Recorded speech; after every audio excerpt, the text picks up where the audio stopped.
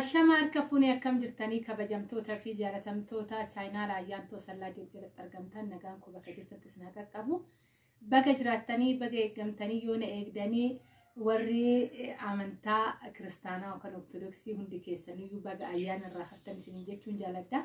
Egaa ka erga guyyaa ayyaana viidiyoo gabaabduu wayii hojjenneeti kara kaameeraatti ittiin deebine haaluma tokkoon biizii kan ta'etu jira isaa wal qabatee wantoota irraa dubbadhu baay'een qaba waan ta'eef video kana obsaan dhaggeeffadha. Akkasumas like share gochuun hiriyoota keessan biraan gahasin jechuun jaaladha. Warroon immoo chaayinaala keenya faarawwataa tan uggaraattan subscribe godhummaatii keenya taachuun gamanumaan affeerraa kooti. Warroon nafaara turtii gootan hedduu tokko galatoomaa warroon na jajjabeessaa ta'an kallattii adda addaatiin hedduu tokko galatoomaa isin jechuun jaaladha. Egaa gaafa ayyaanatu akka carraa ta'e xiqqoo ani haa hojjedhu malee keessi kiyyaa. Baay'ee gaariin turre kaameeraa sirriitti fataa jennee hin waraabne wantoota adda addaa wanti hojjetame baay'ee akka hojjetamee fi akka ta'etti kaameeraa waraabuun inumaa gonkumaa natti mijanne natti mijachuu miti keessi kee akka bakka madaalaa gaafataa jechuudha waan hundaayyuu kawanneettu egaa galata waaqayyo har'aan nu eegee jira boruullee immoo abdii isaa hin argina isin jechuun jaaladha. Egaa kaa'isa jalatti ijoolleen baay'een yaada keessan baga siin ga'ee baga geessanii yaada keessan baay'een keessan koomentii babbareedaa nu barreessaniirtanii asumaan obboleettii tokko koomentii tokko nu barreessite hedduu tokko galatoomi jechaa durbaadha kan naa barreessite koomentii san dubbachuu sin barbaadu jechuu sin barbaadu garuu dubartiin amaluma ishii keessatti gaafa kara dadhabbinaatitti dhuftu ama nafti ishii addaayyaa'u nafti hoon jedhu qaamumti lafeen kee fuulli kee bobu'uu amala akkasiiti mallattoon dura sirratti argisiisu yaa obboleettiin nana yookaan cineessifattee beekta yookaan garaatti baattee beekta yookaan deessetu dhala lafaa qabda ta'a koomentiif hin ariifatina yeroo baay'ee jechuudha viidiyoo kana hojjedhu dadhabbii tokko odoonatti dhagahamuun viidiyoo kana hojjechaa jira. Ijoolleen baay'eenis keessan viidiyoo maal taate hojjechuu naa jechaa jirtan jechuudha. Baay'ee rakkisaadha. Kara haadha ta'uu jechuun waan xiqqaa miti. Haadha ta'uu jechuun wanta guddaa of keessaa qaba. Namoonni baay'een hordoftoonni kun warra as keessa darbanidha jechuudha. Warroonni as keessa hin darbinillee boruu keessaniifillee of qusadha. Waan jettanis waan gootanis haga feete utaalii haga feete dargaggeettii ta'ii guyyaa tokko nama waan taateef kara jireenyatti dhufte nama akka keetii uummachuun dirqamaadha. Guyyaa gaafa sanii achi keessatti gaafa of ilaaltu maalifan akkas ta'e maalifan akkas jedhee ofiin jechuutu jira jechuudha. Seenaa of jalaan xureessinaa ijoollee. Seenaa of jalaan xureessinaa. Shaggaan ta'u gaariin ta'u ani baay'een isin jaaladha baay'ee isin kabaje. Koomentii sun ana na gaddisiisetii miti. Ani nama kamuu waan fedhe jedhanii ani nama naamusa kiyya eegee kabajaa koo eegee saba kootitti bayeetoo waan dubbachuu qabu nama dubbatudha. Nama safuu ofii eeggatee jiraatudha. Nama waanuma tokko waan namaatitti bu'uu miti. Nama waan namaatti xiqqeessee yookaan guddisee akka nama miidiyaatii miti. Woona dhukkubee miidiyaatti bahee akkasan ta'ee akkana ta'ee jedhee nama wanta arge dubbatu miti jechuudha. Ilma namaa guddisnuuyyuu murteessadha. Akkaataa itti guddatte murteessadha. Garuu koomentii jibbisiisaa hin barreessinaa sin jedhe. Isiniifan ofii kiyyaaf hin haga irraa dirresiyan nama takka yoo ta'e malee hordoftoonni koo dhugaan isinin jedhan namoota addaati. Nama takka akka carraa dhuf keessa dhufa. Isuma saniif immoo ani nama amantaati waan ta'eef akka amantaa kootti gorsuun dirqamaadha. Dirqaman qaba maaliif nama kan odoon har'a argadheetti dhiyaadhee gorsee deebisee koo ta'ee hammadhee hedduutti ture. Nan jaaladha waan ta'eef amantaan kootillee isaadha kanaaf ayyamu waan ta'eef namoota waan akkanaa badiitti deeman ofitti qabii akka obboleettii keetitti ofitti qabii gorfadhu deeffadhu nama godhadhu jedha waan ta'eef jechuudha. Koomentiitti nariifatina. Nariifatina jedhu warroonni akkasii miira akkasii keessa warri jirtan yaadan taane keessa warri jirtan koomentiif hin ariifatina gaarii isiniif hin ta'u boru nama ta'uun keessa hin oolu. Gaafa nama taate immoo wanti ati gaabbii fi eegen dugda duuba oolti akka jedhamu san gaabbanii wanti deebisan tokko homtuu hin jiru. Namni baay'een odoo gaabbee deebi'ee laayifii ofii deeffata. Wanni tokko wanti ati gaabbitee deeffattu hin jirtu. Garuu har'a yoo odoo dargaggummaa kanarra jirtu osoo utaaltu osoo fiigdu gaafa deebite garuu ati of deebiftee nama taate bilchaatte of deebisi obboleetti kun nama ta'e. Yeroo kana keessa haati keetuu hoo ati nama taatedha kan garagartee silaaltu. namni darbee deeme yaadan bilchaate ekonomiidhaan guddate bakka baay'eedhaan guddatee jira namni gisee kana keessa amma duraan namni gabaatti nama wal lolu argita nama walitti bu'u argita bakka adda addaatti nama walitti bu'u argita namni walitti bu'u dhiisee amma gisee kana keessa lafarratti sooshaal miidiyaa kanarratti yeroo tokko argan malee lafatti namni walitti bu'u dhiisee namni jaalalatti deebi'ee jira namni wal kabajuutti wal sodaachuutti deebi'eetoo jira kanaafuu inni isa hafe sanatti baasuun isa hafe sanatti ofirratti baattee deemuun ba'aa kumtaala.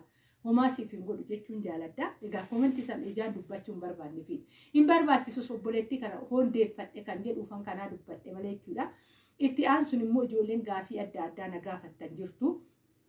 Keessattuu waa'ee gorsaatiin wal qabatee namoonni ijoolleen riikaardii baay'ee naa qabdan jirtanii dhiifama isin gaafadhaafanii xiqqoo haala qilleensatiin ta'ee xiqqoo ishii keessi kiyya yaada bilchaataa san kara miidiyaatti dhufee isin ilaachuu waan hin dandeenyeef dhiifama naa godhaa yeroo isaa eeggatee isiniifan deebise isiniin jechuun jaaladha. Akkasumas immoo warroonni meeshaa na biraa qabdan yeroo isaa eeggatee meeshaan hojjetamee bahaa jira isiniin jechuun jaaladha. Maaliif sagalee nu deebisuu diddeettanii waan biraatti akka hin deemne baay'izawwan warroota meeshaa na biraa qaban hagam fe'e maaf hin dadhabne hagam fe'e deebisuu hin dadhabe barreeffamaaf hin deebisa malee calin jedhu tarii kan jedhuufan kana dhaamsa isinitti dhaammachaatu jira. Akkasuma immoo ijoolleen amma fakkeenyaaf odoon hin dubbatiin kana hin darbine keessa yeroo darbe baay'ee dadhabeetan baay'ee na dhukkubeetoo jira obboleessi tokko meeshaan gaafadhee meeshaa baay'ee kara meeshaa fudhanii gaafii sa'aa 24 jechuun dandeessu guyyaa lamaa fi galgala haga sa'aa 5 minaamina waamu meeshaa sanirra deddeebi'ee adda naa baasi jecha nama na dadhabsiisee jira na dhukkubaa jira garuu tokko maamila koo kabajuudha lama hojiidha kan jedhurraa kan ka'e itti dadhabee hatta keessa darbeen haga irraa argeen beeku seentimeetira wajjin naa barreessinaan jedhe abbaa sun jechuudha dhugaan isin jedha guyyaa gaafa san namoonni ka dadhabbii namni nafsee lama ta'e magama akka dadhabuun beektanii dadhabbuma san keessa ta'ee seentimeetira san olee isaatii fi gadee isaa hundaan barreesseef yaada isaa kabajuudhaaf jecha dhugaan isin jedha. Baay'ee guyyaa sadi na dadhabsiisee abbichi sun ergan akkasitti barreessee fi wanni san iskiriishuut godhatee kara biraa deeme jechuudha. Na gammachiisa kara biraa itti hojjisiifate garuu obboleettii keessan obboleessa keessan karaan taane hin dadhabsiisina. Karaan taane gaafin sirriidha na gammachiisa gaafii maa gaafattaniiti garuu gaafiin taane gaafa nama dadhabsiistu ati ana caaltetti miti ani si caaletti miti gaafa kara koo dhuftu jechuudha. Namni kamuu wal qixaadha. Kana beekuu qabdu amma tokko ijaa ala jiraatee ofii hojjetee birrii fidu warri biyya keessa hin jirre waan ekonomii hin qabne waan birrii hin qabne wayii birrii gizee arge waan baagayee akka malee ta'u isinitti fakkaate warri biyya keessa jiru isin caaluu danda'a. Dhugaan isiniin jedha nama beektaniif fixxan nama beeknee fidne isinitti fakkaatin obboleettiin tokko isin jirti turtee kaatee waan akkanaa kana kan dalagdu jechuudha. Nam beeka baga nagaadhaan dhuftee deessimadha maamila nama kamuu wanni akkana komata waan hin barbaanneef jechuudha. Garuu amma dadhabbiin irra hin jira. Namoonni hojjisiifachuu barbaadan isinan keessummeessa. Warri gaafii babbareedaa qabdan isinan keessummeessa. Haga humna kootitti jechuudha. Garuu warroon ilaalcha badaa qabdan akka waan namni ho'ati kara kee dhufte wanni hookaniin sitti jiraatu hookaniin immoo akka waa sirraa waa argatee keessaniin mana ofii hoogganatu wayii isinitti fakkaatina. Namni kamuyyuu gaafa lafa kana jiraatu jireenya ofii mataa ofii qaba. Akkaataatti jiraatu jireenya mataa ofii qaba. Baajata mataa ofii qaba. Hojii mataa isaa qaba. Kanaafuyyuu karaan taane ilaalcha akkasii warroonni qabaattan piliis nama hin dadhabsiisina. Nama keessummeessuu jechuun waan xiqqaa miti. Kanan isinitti dhaammachuu barbaada. Warroonni keessattuu dhiira taate dhugaa dhiiruma oduu rabbi nama haa baasu. Dhugaa shamarrillee gaariidha jedhee shamara oduutti jajjabeessuu kooti fi miti. Dhugaan dhiirri koruu dhiirri xankaarradha. Dhiirri dubartii ni hubata. Dhiirri dubartii maal akka taate adda baasee beeka. Garuu dhiira taatee ati yoo tirki mirki waan hin taane yoo dalagdu si fokkisiisa. Dhugaa dhiira ta'ee si jechisiisa jechuudha. Dhiira akka keetii obboleewwan gaarii akka keetii akka arrabsan nama taasisa. Arrabni koo garuu nama arrabsu garuu itti dhiira ta'ee maa akkana ta'aa jedhee jira. Dhugaa qubne gariin namatti dhiyaata dhiirri malee oduudha. Galgala haga sa'a 4-5 oduudha jechuudha. Guyyaa akka nama hojii hin qabne yoo hojii dhabdu ta'e ijoollee baay'een kan taphatanii jiran kara taphaa waggaa ta'e jechuudha. Garuu nama qubna garii qabu, nama jireenya keessa jiraatu, nama mooyyuu nama dadhabaa akkanuma waan ta'an hin dadhabsiisuun ati akka nama dhiiraa tokkootti xankaarraa nama namaa yaadu, nama obboleettiidhaan yaadu, namni maal akka ta'e adda baasee beekurraa waa baradhu. Kanaadha kanan jechuu barbaadu. Egaa kaayyaan tunarramaa akkatti dubbatte naan hin jedhina. Dhugaa jechuun gizee of dadhabduun jira. Ani hojii koollee baay'een kabaja. Nama hojiidhaan nama baay'een kabaja. Nama baay'een jaalladha. Miidiyaa kanarratti na argitanii jirtan. Ani afaan koo keessa wanti nama xureessu tokko hin ba'u. Of eeggadheetan kara miidiyaa kanaatti dhuggaan dhufu jechuudha. Garuu hoon kana jedhu hir'ina danuu qabaachuu hin danda'a. Hir'ina danuu maaliif nama ka'a? Namni ani qulqulluudha jedhu of soba jedha sagaleen waaqayyootu. Garuu haga isinii danda'ame waan hin taane nama dadhabsiisuuf hin deemina isin jechuun jaalladha.